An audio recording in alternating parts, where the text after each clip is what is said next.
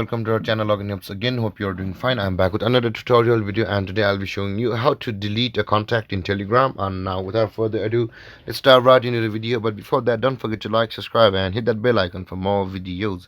Okay, let's open up our Telegram app first.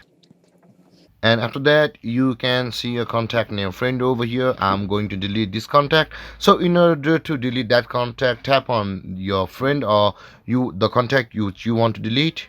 And after you have landed on this chat box, tap on your friend's name again on the top of your screen. And after that, tapping on there, you will be taken to this interface. The top right corner of your phone, you can see the three dotted icon. Just tap there. And after that, you can see the delete contact option available over here. Just tap there to delete your contact and delete.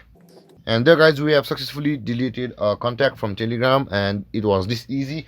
And if you have any confusions or questions regarding the topic, don't hesitate to comment in the comment section below, and don't forget to like, subscribe and hit that bell icon for more videos. Thank you for watching guys. Peace.